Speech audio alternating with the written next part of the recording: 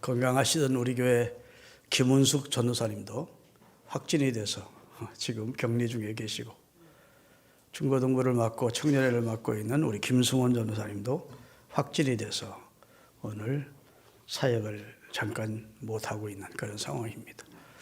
많이들 걸리시네요.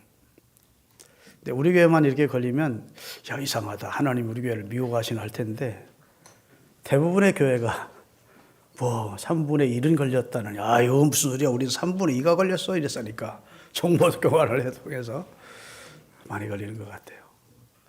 여러분, 걸린다고 해서 너무 두려워하지 마십시다. 뭐 통과 이래라 생각하고 잘 견뎌내시면 됩니다. 오늘 영상을 통해서 예배에 참석한 모든 분들도 은혜 많이 받으시기 바라고, 영상 예배 드리다가 딴 생각 그리고 딴 활동하지 마시고 꼭 예배에만 집중하셔야 됩니다. 그래야 예배 드린 것이지 뭐 부엌에 갔다 밤방으로 들어갔다 짬짬이 설교 듣고 짬짬이 예배 참석하는 거 온전한 예배 아닙니다.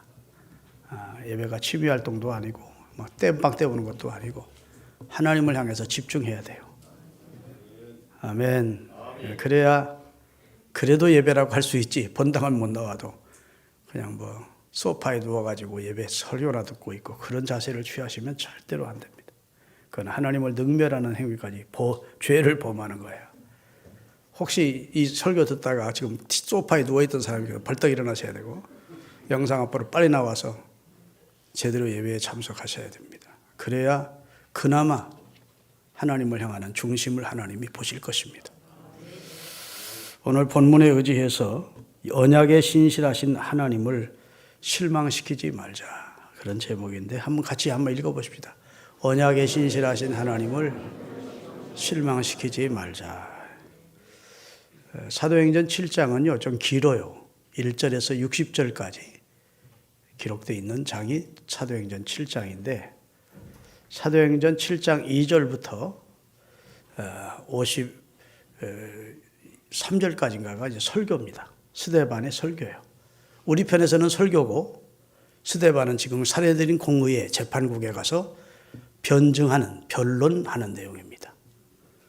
그래서 이스라엘의 역사를 쭉 이야기하면서 정신 차리라 그 말이에요. 지금 나를 잡아서 당신들이 신문할 그런 입장이냐 그 말입니다. 나는 하나님이 보내신 자 예수 그리스도를 정언한 일이고, 하나님이 보내신 성령의 능력을 힘입어 많은 표적과 기사를 행하는 하나님의 사람인데, 당신들이 나를 벌 주기 위해서 지금 재판석에 세워놓고 나를 죄인으로 신문하고 있는데 내가 왜 이 복음을 전하고 내가 왜 예수 그리스도의 이름으로 능력과 권능을 행하는지를 설명하겠다, 이렇게 하면서 변론한 내용이 기록이 되어 있어요. 그런데 사도행전 6장 후반부에 가면 스데반이라는 집사가 최초에 하나님이 초대교회 7명의 집사들을 세우는데 그 가운데 한 사람이 스데반입니다. 그런데 사도들 못지않게 성령과 권능에 충만했던 사람이고, 또 성령과 지혜가 충만했던 사람, 성령과 지혜가 충만하여 칭찬 듣는 사람이라고, 충만이란 말을 계속 스데반을 소개할 때마다 하나님의 은혜로 충만했던 사람임을 소개하고 있습니다. 그로 인하여 표적과 기사가 또 많이 나타났대. 6장 8절입니다. 사도행전 6장 8절을 이해하기 쉽게 한번 외우겠습니다. 같이 읽겠습니다. 스데반이 은혜와 권능에 충만하여 큰 기사와 표적을 민간에 행했대요. 집사인 안수 집사인데 얼마나 성령의 능력이 강권적으로 역사했던지, 예수를 믿는 사람이든 믿지 않는 사람들이든 병든 사람에게 손을 얹으면 낫고 귀신이 쫓겨가고 하는 능력과 권능이 스데반 집사를 통해서 나타났대요. 그러니까 사람들이 스데반에게 몰려들지 않겠습니까? 그러니까 이제 복음을 전하게 된 것이죠. 사도들처럼 이게 내 능력이 아니고 내 실력이 아니고 내게서 나간 것이 아니고 하나님께서 성경에 말씀하셨던 예수 그리스도를 통해서 하나님 주신 성령의 능력으로 내가 이 능력과 권능을 행하는 것이다 라고 말씀을 전하다 보니까 누가 나오는 거예요? 예수님의 자인이 소개되는 것이죠. 근데 예수를 싫어하는 자들, 예수를 잡아 죽이도록 빌라도에게 넘겨준 당시 유대 종교들의 지도자들의 입장에서는 이게 정말 듣기 싫은 소리거든요. 유대교가 위협받는 내용이거든요. 그 예수를 하나님이 죽은 자 가운데 살리셨고 그분이 승천하셔서 그분이 성령을 우리에게 보내주고 우리가 성령의 능력을 가지고 이런 능력을 행한다. 그러니까 이 스데반과 그 유대 지도자들 사이에 변론이 논쟁이 벌어지게 된 겁니다. 그래서 안 되겠다, 이 사람은 그냥 둬서는 안 되겠다 싶어서 이 사람을 고소를 하는데요. 이 사람은 율법을 거역하고 율법을 모독하고 하나님의 성전도 모독하고 하나님을 모독하는 신성 모독자다. 이렇게 거짓 증인을 세워서 이 사람을 산헤드린 공의회에 고발하게 돼요. 여러분, 당시 이스라엘은 정부가 없었습니다. 정권이 없었어요. 로마가 식민지로 지배하던 나라고 로마 제국이 식민지화시킨 입장에서 한 가지는 인정해 주었습니다. 그 자기가 점령한 나라들의 문화나 전통이나 종교는 인정해 주었다고요. 그래서 유대 종교의 산헤드린 공의회라고 하는 아주 유대사에서는 중요한 기관이 있다는 걸 로마인들이 알기 때문에 그건 인정해 준 겁니다. 거기서 사법을 처리하는 겁니다. 다시 말해서 종교적인 범죄를 저지른 자를 거기서 심판하고 재판하도록 한 거예요. 그래서 예수님도 결박을 당한 채 산헤드린 공의회에 가서 재판을 받는 내용이 나오고 결국 사람을 죽일 수 있는 권은 로마 총독에게 있기 때문에 총독에게로 예수님을 끌고 가는 내용이 성경에 나오잖아요. 그런데 스데반도 지금 똑같은 절차를 밟습니다. 논쟁이 벌어지자 거짓 증인들을 세웠어요. 그래서 저 사람이 성전을 모독하고 율법을 짓밟고 하나님의 이름을 모독하는 신성 모독죄를 범했다. 그렇게 해서 스데반이 산헤드린 공의회 앞에 서게 됩니다. 산헤드린 공의회는 약 70명의 유대 최고 지도자들로 모여진 재판구가 같아요. 유대 최고의 종교회의입니다. 그게 끌려간 거예요. 그러니까 7장 1절에 재판장이 묻습니다. 자, 7장 1절 띄우겠습니다. 대제사장이 이르되 이것이 사실이냐? 자, 기소를 누가 한 거예요? 스데반과 논쟁하던 사람들이 기소를 한 것입니다. 고소를 한 것이죠. 야, 네가 신성도 모독하고 성전도 모독하고 우리 유대인의 자랑이 율법도 네가 모독하는 말을 했다는데 그게 사실이냐? 라고 스데반에게 질문을 하자 스데반이 대답하는 내용이 2절부터 53절까지 대답이 나오는 거예요. 자, 같이 스데반이 이르되 여러분 부형들이요. 이게 좀 남이 아니에요. 다 같은 유대인들이지. 유대인들은 다 선조가 같은 부형들이라 그 말입니다. 여러분 부형들이요. 내 말을 들으세요. 거기서부터 창세기 12장에서부터 하나님께서 아브라함을 불러서 이스라엘이라는 민족을 세우고 그 이스라엘 민족을 애굽으로 보내서 큰 민족을 이루게 하시고 그들을 모세를 통해서 구원해 내시고 광야를 하나님의 은혜 가운데 지나가게 하시고 가나안 땅으로 들여오게 하시고 그 다음에 하나님이 선지자들을 보내주시고 뭐 이런 이스라엘 역사를 쭉 이야기를 하는 겁니다. 아멘. 근데 이스라엘이 하나님으로부터 이런 이스라엘의 역사를 돌이켜보면 스데반의 입장에서는 하나님이 우리 이스라엘에게 은총을 베푸신 은혜의 역사였다는 겁니다. 아멘 합시다. 지금까지 하나님이 아브라함을 선택하신 이후 오늘에 이르기까지 하나님은 자기 백성 이스라엘을 버리지 아니하셨고 은총을 베풀어 주셨다. 그런 내용을 이야기하고 있어요. 그래서 저들 조상 아브라함이 메소포타미아에 살고 있을 때 선택해서 가나안으로 옮기시고 선민의 역사를 열게 하셨으니 은총의 역사다. 그게 1절부터 이제 2절부터 8절까지 내용이고 두 번째로 요셉을 보내요. 요셉을 애굽이란 나라에 미리 보내요. 바로에게 총애를 받게 하심으로 7년 기근의 때 70명이 넘는 야곱의 가족들이 굶지 않고 생존이 가능했던 것도 하나님의 은총의 역사요. 그게 이제 16절까지고, 그 다음에 모세를 세워서 이스라엘이 진멸 위기에 있었는데 600만이 넘는 이스라엘을 해하고자 하는 애굽의 바로 왕 때문에 진멸 위기에 있었는데 하나님께서 이스라엘을 구원하시려고 구원자인 모세를 보내서 이스라엘을 애굽에서 구원해낸 은총의 역사다. 아멘. 다 은혜라는 겁니다. 지내고 보면. 그 다음에 애굽을 떠나서 가나안을 향해 가던 이스라엘의 광야 생활은 하나님의 은총이다.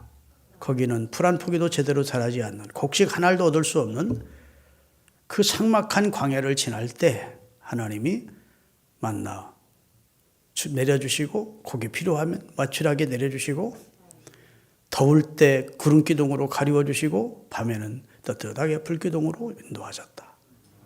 그러니 은총의 역사가 아니냐, 이런 내용입니다. 할렐루야.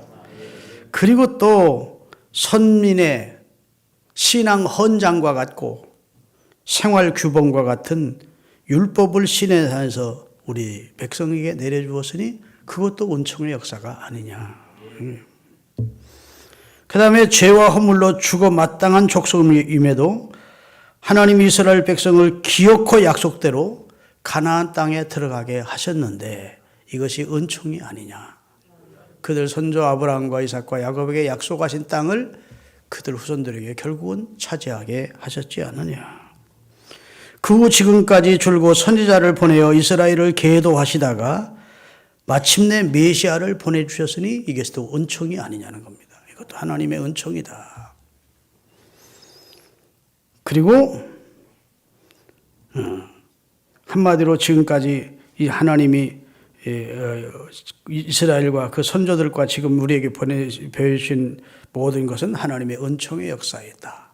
그리고 하나님이 말씀하신 바를 이루는 것이었다는 겁니다. 자, 창세기 15장 7절부터 14절까지 읽겠는데 저를 보세요. 이것은 지금 이 설교를 하고 있는 스데반보다 약 2000년 전에 먼저 살던 이스라엘의 조상 아브라함과 하나님과 계약을 하는 내용입니다. 그때 하나님은 말씀하신 대로 이스라엘에게 은혜를 베풀어 주셨대요. 자, 또 그에게 이르시되 나는 이 땅을 내게 주어 소유를 삼게 하려고 너를 갈대아인의 우리에서 이끌어낸 여호와니라. 하나님이 아브라함에게 말씀하셨어요. 그가 이르되 주 여호와여 내가 이 땅을 소유로 받을 것을 무엇으로 알리까? 하나님은 자꾸 가나안 땅으로 아브라함을 인도해 내시고 나서 동서남북 바라보라. 내 보이는 땅을 다 너와 내 후손에게 줄 것이다. 이렇게 약속을 하시는데 이거 내 후손의 땅에 되리라는 그걸 무엇으로 믿습니까? 그 말이에요. 아직 지금 가나안 원주민들이 다 자리 잡고 인디언들이 다 살고 있는데 그 사람들이 얼마나 강력한 족속이고 무서운 족속인데 이 넓은 땅이 우리와 우리 자손의 땅이 된다는 것을 무엇으로 믿으라고 하나님 자꾸 이걸 너와 내 땅, 내 후손들에게 주겠다고 말씀하시는 겁니까? 증표를 내놓으세요. 그런 거예요. 그러니까 여호와께서 그에게 이르시되 나를 위하여 3년 된 암소와 3년 된 암염소와 3년 된 수양과 산비둘기와 쥐뿔기 새끼를 가져올지니라.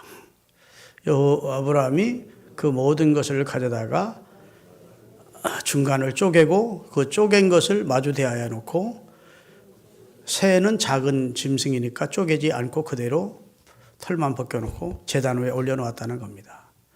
솔개가 그 새끼 그 시체 위에 내릴 때에는 독수리가 그거 먹으려고 막 내려오면 아브라함이 막 솔개를 쫓았다는 거예요.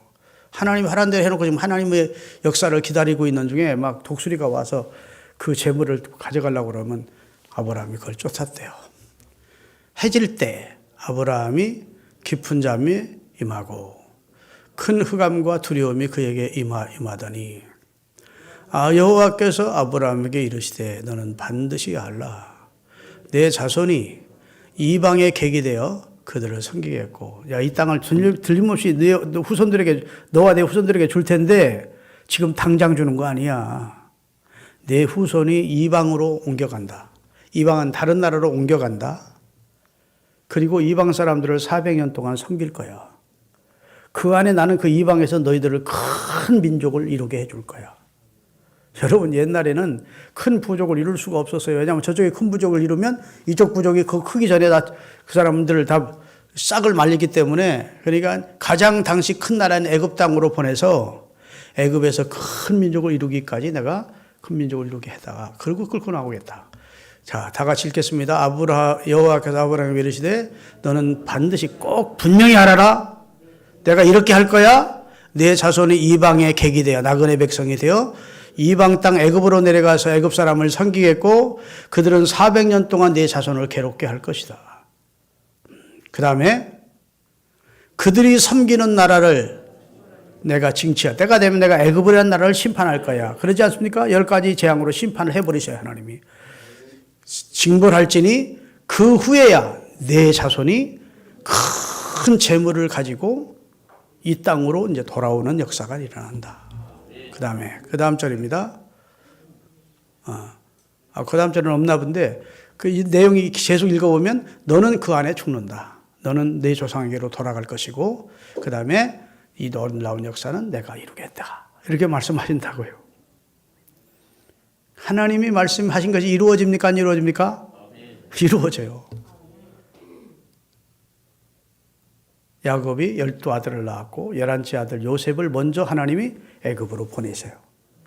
그 하나님이 보내는지 사람은 몰랐지. 형들이 팔아서 갔지만 사실은 하나님의 계획이 있는 겁니다.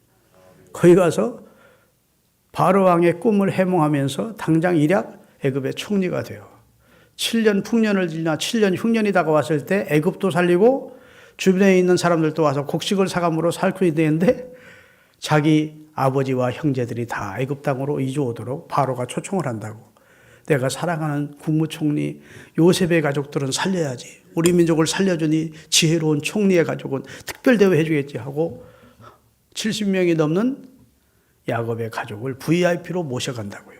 그리고 가장 좋은 땅인 고센 땅이라고 하는 나일강 삼각주에 있는 고센 땅에 이스라엘 백성들이 정착해 살도록 해준다.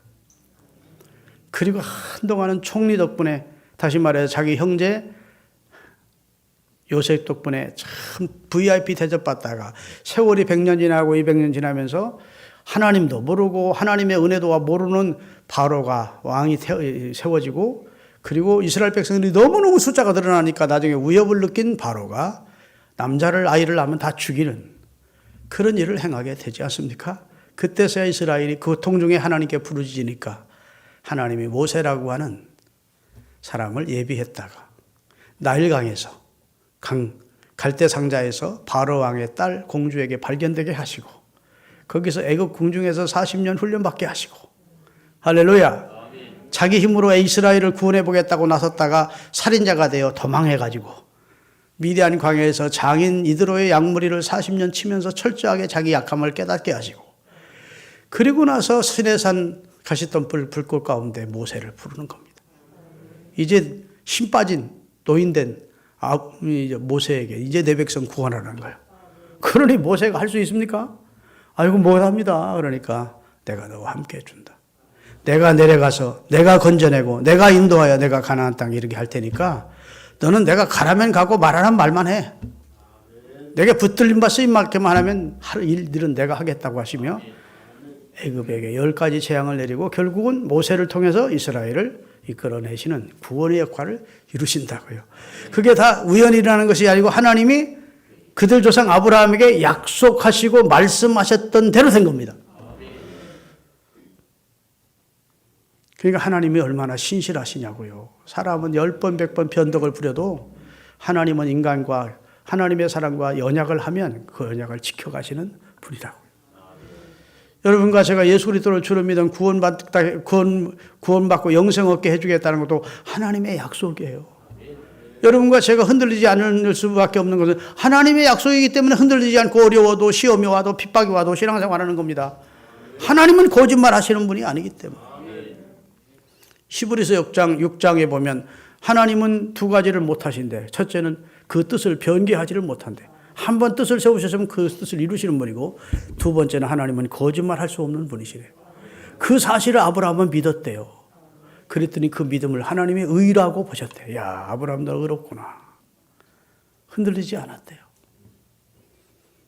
믿습니까? 아멘. 여러분, 그리고 하나님은 이스라엘에게 은총의 역사를 베푸신 거예요. 이스라엘을 애굽에서 구원해서 그들 선조들이 약속했던 가나안 땅의 주인이 되게 하셨다. 아멘. 아멘. 그런데 가나안에 들어간 이스라엘이 한 짓이 뭐냐? 하나님은 이스라엘에게 계속 은총을 베푸셨는데 이스라엘의 역사는 하나님을 거역한 패역의 역사였다는 겁니다. 그것을 지금 스데반이 지적을 하는 거예요. 하나님은 무한한 은총을 우리에게 베풀어 주셨는데 우리가 하나님께 한 짓은 패역밖에 없었다. 이 이야기를 지금 스데반이 하고 있는 거예요. 여러분,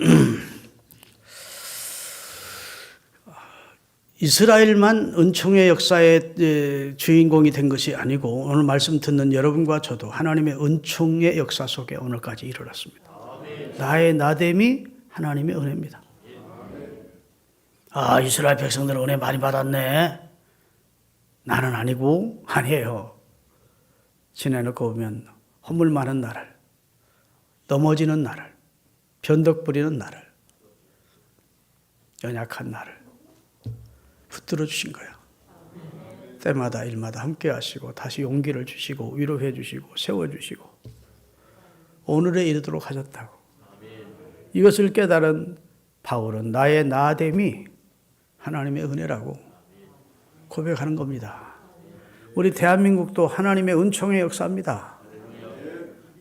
6.25 사변 때 우리나라 진짜 공산화 될 뻔했지 않습니까? 그런데 유엔이 참전한다는 것은 유엔 역사상 기적이라는 겁니다. 한 나라만, 상임이사국 가운데 한 나라만 거부권을 행사해도 올 수 없었는데 소련의 유엔 대표, 이 유엔 대사가 그날따라 못 오게끔 하나님이 막으신 거예요. 그래서 자동차가 문제가 생겨가지고 못 오는 그 사이에 처결해가지고 그냥 6.25 사변이 일어나가 얼마 안 있어서 유엔군이 우리나라에 참전할 수 있도록 여러 명으로 하나님이 도와주신 겁니다. 그거 뭐 다 얘기하려면 한도 끝도 없겠습니다만 여하튼 지금까지 하나님이 세우신 지도자들을 통해서 경제가 발전하게 하시고 아멘. 민주화도 이루게 하죠. 산업화도 성공하고 민주화도 성공하고 우리가 자유롭게 하나님을 섬기고 세계 제2의 선교대국으로 선교사 많이 파송하는 나라가 되게 하셨어요. 그런데 지금 우리가 하는 짓은 어떻습니까? 은혜 좀 받았다고 좀 잘 산다고 하나님 앞에 더 패여간 삶을 살고 있지 않은 일을 한번 돌이켜보실 필요가 있다고요.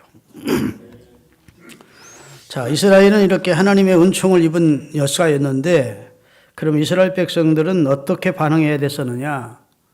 주님 앞에 눈물로 감격해하고 그리고 소리들로 하나님을 찬송하며 감사했어야 되는데 하나님의 은총에 보답하는 삶을 살았어야 되는데 그렇지 못했다는 것을 지적하고 있는 겁니다. 다시 말해서 하나님의 은총을 많이 입은 역사였지만 하나님께 대해서는 계속해서 패역을 거듭한 역사가 이스라엘의 역사라는 겁니다. 그 첫째는 그들 조상이 요셉을 시기하여 죽이려고 한 것과 노예로 판 것이 패역이라는 겁니다. 9절입니다. 그 다음에 광야 생활 40년 동안 출애굽의 지도자 모세를 내내 거역한 것이 패역이라는 겁니다. 하나님이 보내신 구원자를 내내 거역하고 돌로 때려 죽이려고까지 했던 것이 패역이라는 겁니다. 하나님의 사람 모세가 이스라엘을 위해 하나님으로부터 율법을 받는 순간에도 산 밑에서는 금송아지 만들어 놓고 섬긴 패역의 족속이 이스라엘이라는 겁니다. 그리고 하나님께서 이스라엘 백성을 깨우치려고 계속 선지자들을 보내주셨는데 그들을 계속 핍박해서 죽였으니 패역의 역사라는 겁니다. 그리고 선민의 특권으로 율법을 받고도 지키지 않았으니 패역의 역사라는 것입니다. 마침내 하나님께서 보내주신 메시아까지 잡아 죽였으니 이것은 패역의 역사라고 오늘 본문 52절에 지적을 하고 있는 겁니다. 당신들은 인간 됨됨이가 패역한 짓만 한 그들 조상인데 당신들은 목이 곱고 마음과 귀의 할례를 못 받아서 당신들은 저주받을 짓만 했어. 우리 조상들과 당신들이 똑같은 짓을, 성령을 거스리는 똑같은 짓을 당신들이 지금도 하고 있어. 사실 이것 때문에 스데반이 돌에 맞아 죽는 겁니다. 이 얘기만 안 했으면 아마 죽지 않았을지 몰라요. 자, 오늘 다 본문 다시 51절부터 7장 51절 본문을 띄워주시면 되겠습니다. 목이 곧고 마음과 귀에 할례를 받지 못한 사람들아. 자, 지금 스데반이 하나님은 우리에게 은총을 베풀어 주셨다. 하나님이 우리에게 베푼 역사는, 과거의 역사는 은총의 역사였다.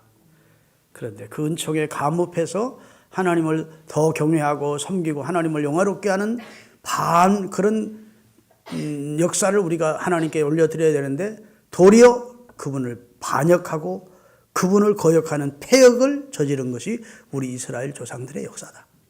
그런데 당신들도 똑같은 짓을 하고 있다 라고 51절에 말한 겁니다. 목이 곧고, 다 같이 읽으세요. 목이 곧고 마음과 귀에 할례를 받지 못하는 사람들아, 너희도 너희 조상과 같이 항상 성령을 거스리고 있다. 이거 남 얘기 아닙니다. 그들이 하나님의 백성이라고 자처하는 자들이니까 하나님의 백성이라고 자처하는 자들도 얼마든지 성령을 거스릴 수가 있다는 것입니다. 갈라디아서 3장 3절에 보면 너희가 성령으로 시작했다가 육체로 망하겠느냐 이렇게 묻습니다. 너희가 이같이 어리석으냐? 성령으로 시작했다가 이제는 육체로 마치겠느냐? 이렇게 강한 경고를 바울도 갈라디아 교인들에게 하고 있습니다. 성령으로 시작했다가, 한때는 성령의 사람이었는데, 한때는 하나님께 쓰임받는 사람이었는데, 이제는 육체로 돌아가서 성령의 역사는 하나도 마음과 귀의 할례를 받지 못해서 성령의 감흥이나 감동을 느끼지 못하고 인간적인 생각, 인간 육체적으로 나오는 그런 욕정이나 그런 교만이나 그런 육적인 생각으로 돌아가 버리면 그럼 망한다는 겁니다. 성령으로 시작했다가 육체로 돌아가 망할 거냐? 이렇게 묻는 거예요. 자, 그 다음에 51절입니다. 사도행전 본문 7장 52절.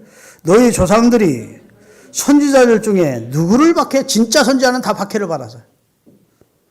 의인이 오시리라 예고한 자들은 그들이 죽였고 이제 너희는 의인을 의인 누구예요? 예수님을, 하나님이 보내신 진짜 의인인 예수님을 잡아준 자요 살인한 자가 되나니 너희는 천사가 전한 율법을 받고도 지키지 않는 그런 패역한 백성들이다.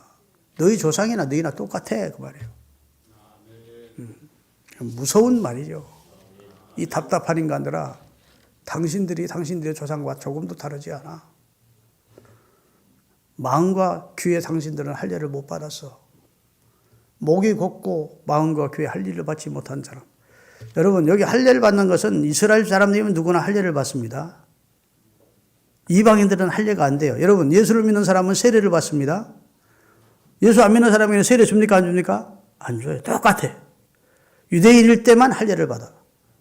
그런데 그들은 마음과 귀에는 할례를 못 받아서, 육체에는 할례를 받아서 육체적으로는 할례인이고 혈통적으로는 이스라엘 백성이 할례를 받았는데 영적으로 보면 너희는 목이 곧고 마음과 귀에 할례를 받지 않은 이방인들과 똑같아. 무서운 질책입니다. 그러면 이들이 이 말을 듣고 마음에 찔렸대요. 여기까지는 좋아. 그 다음 절이 이를 가야 돼.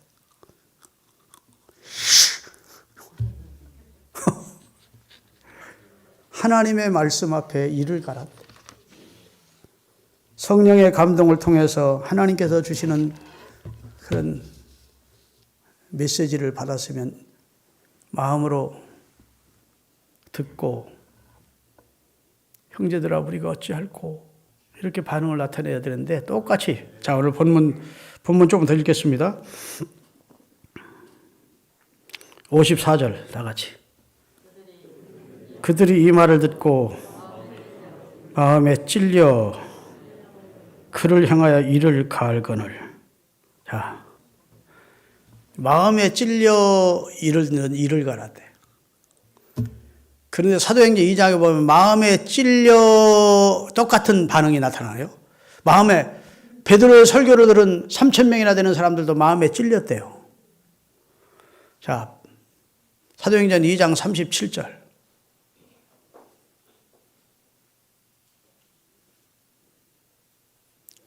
사도행전 2장 37절.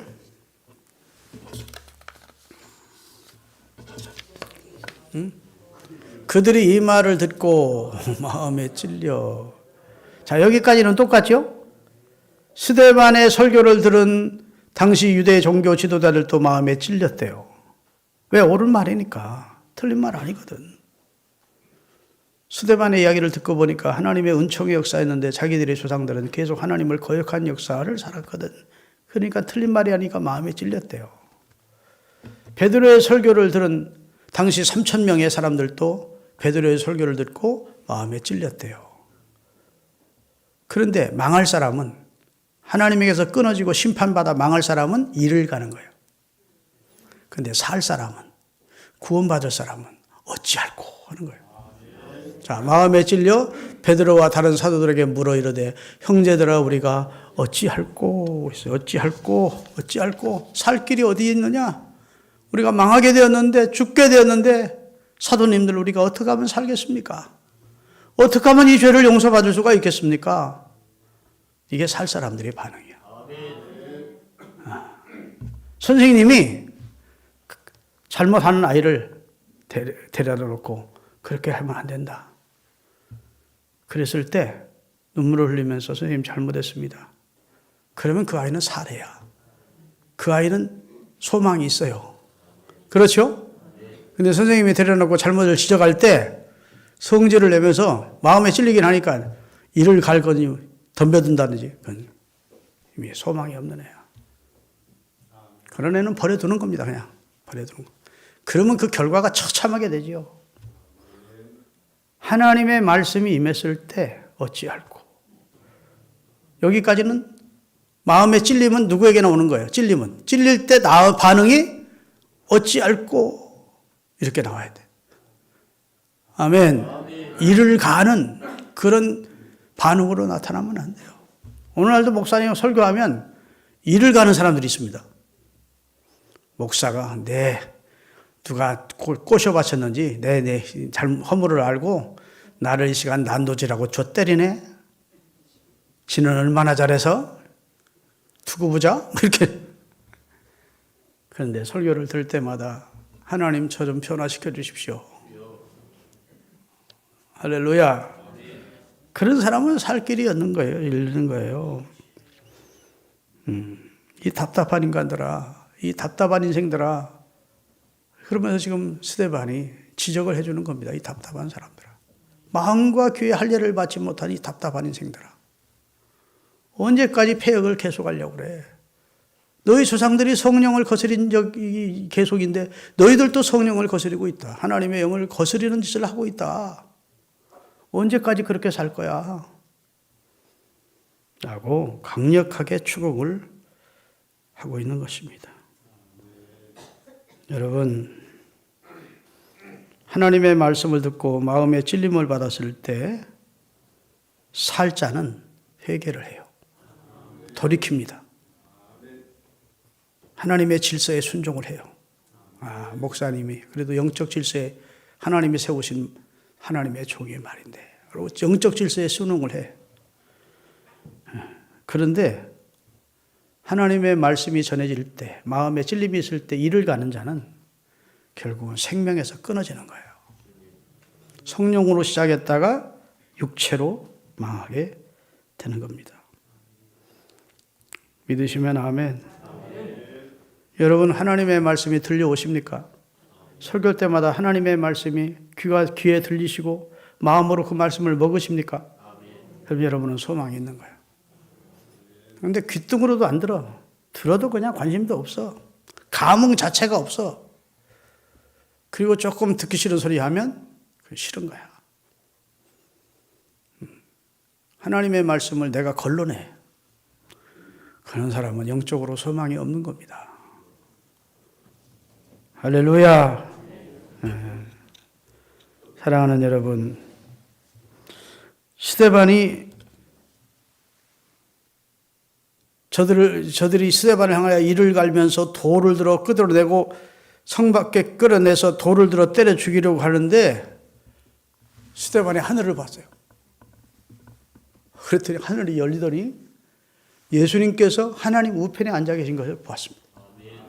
그 너무 놀라서 보라! 하늘이 열리고 그리스도 예수께서 하나님 우편에 서신 것을 내가 보노라. 그랬더니 저들이 귀를 막고 막 덤벼들었대. 더 읽겠습니다. 본문. 참. 그러면 어디 가라고 좀 보려고라도 해야 되는데 스데반은 보는 것을 그들은 못 봤어. 영의 눈이 가려진 사람이니까. 다 같이 55절. 스데반이 성령 충만하여 하늘으로 주목하여 하나님의 영광을 바라. 영광과 및 예수께서 하나님 우편에 서신 것을 보고 말하되 하늘이 열리고 인자가 하나님 우편에 선 것을 보노라 한데 그들이 큰 소리를 지르고 귀를 막고 일제히 그에게 달려들어 성 밖에 내치고 돌로 칠세. 증인들이 옷을 벗어 사울이라는 청년 앞에 지난주 설교한 대로 당신이 책임지라고 내가 책임질 테니까 저 새끼 때려 죽이세요 라고 사울이 충동질한 겁니다. 그래서 스데반이 돌에 맞아 죽는데 그 다음 절을 보겠습니다. 자 59절 60절 띄우세요. 사도행전 7장 59절 60절. 그들이 돌로 스데반을 치니 스데반이 부르짖어 이르되 주 예수여 내 영혼을 받으시옵소서 하고 무릎을 꿇고 크게 불러 이르되 주여 이 죄를 저들에게 돌리지 마옵소서 하고 자니라. 자니는 죽었다는 말입니다. 여러분 성경에 보면 사도들이 어떻게 죽었는지 자세히 나와 있지 않습니다. 죽을 때의 모습이 자세히 기록되어 있지 않아요. 바울이 어떻게 죽었는지 다 구전을 통해서 우리가 알게 되고 있는 것이고 베드로가 십자가에 거꾸로 매달려 죽었다는 말이 성경에는 없어요. 그래도 구전을 통해서 우리가 아는 것이죠.